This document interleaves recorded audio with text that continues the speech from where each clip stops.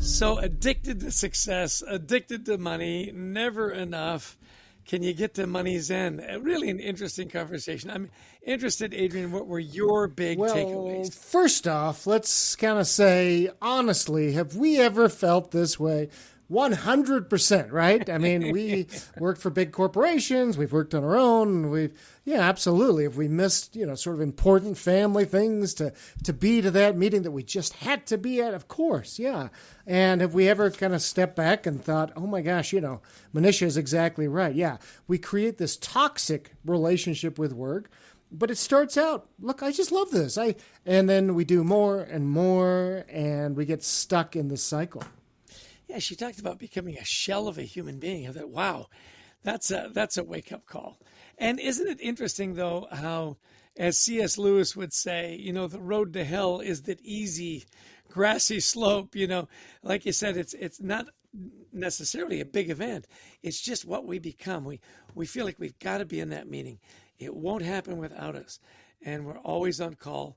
And we're always available. By the way, we're going to put this in the show notes, but afterwards, when the podcast was over, you always, I should have said, she's got a wonderful quiz, MoneyZenquiz.com. Yeah. MoneyZenquiz.com. How MoneyZen are you? Which I think is a great place to start because many of you listening and me saying, I'm not addicted to money. And yet we probably are more addicted than we should be. I thought it was really interesting that her definition of engagement at work was you do it because you want to, rather than it is your identity. It's all of you. That was an interesting takeaway for me. Yeah, and there's a lot that goes into that. We are so much our email signatures. Yeah. We are so much of that. People, you introduce yourself at a party. Well, I'm a vice director of really important projects at XYZ company. That's how we do it. It's interesting as we go to other places in the world. When you say, well, what do you do? They go, well, I read the poetry. I like to skate. I say, no. What do you do? That's why as Americans, we want to know what your work is because that's how we identify. And so much, as she talked about, so much pushes us to this, whether it's societal or cultural and just the fact that sometimes we just don't have the safety nets we need, like community, as well as some of the, sort of political safety nets, if you will, that help people feel a little safer.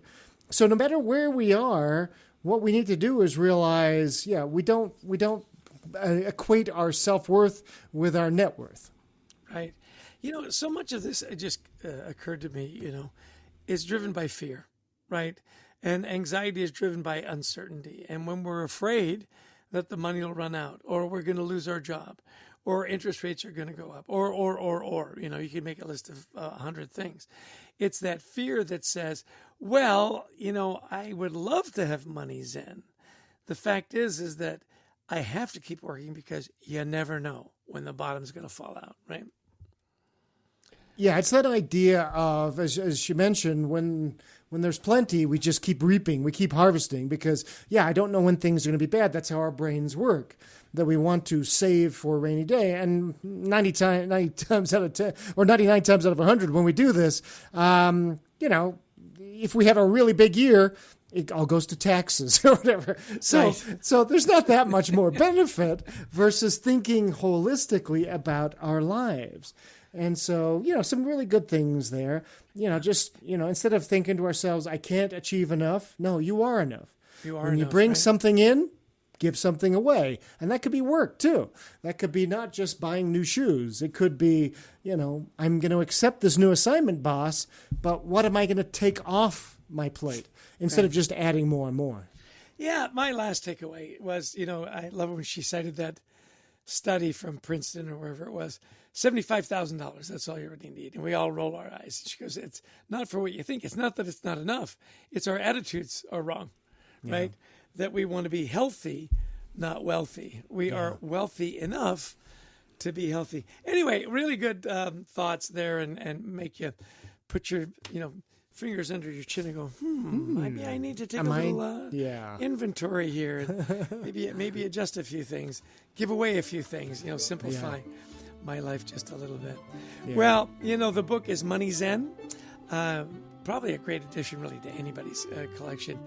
that reflection on where am I going, how much is enough, am I enough, are questions I think we're constantly asking ourselves. And this book is going to have those a few of those answers for us. And when I think of Zen, I think of our producer, Brent Klein. We want to thank him for the amazing work he does, to Christy Lawrence, who helps us find cool guests, and to all of you who listened in. If you like the podcast, please download it, share it around the world. We also would love you to share and visit at thecultureworks.com. That's thecultureworks.com for some free resources, including the first chapter of that best-selling book, Anxiety at Work. Such a smooth transition, Adrian. You had a radio show in college, as I recall. Yeah.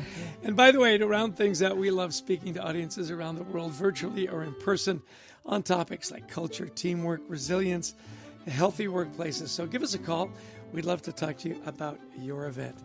And Adrian, if I'm not mistaken, that's a wrap. And as always, well, as frequently, let me give you the last word. Wrap it. Bring us home. You bet. Thanks, everybody, for joining us today. And until next time, we wish you the best of mental health.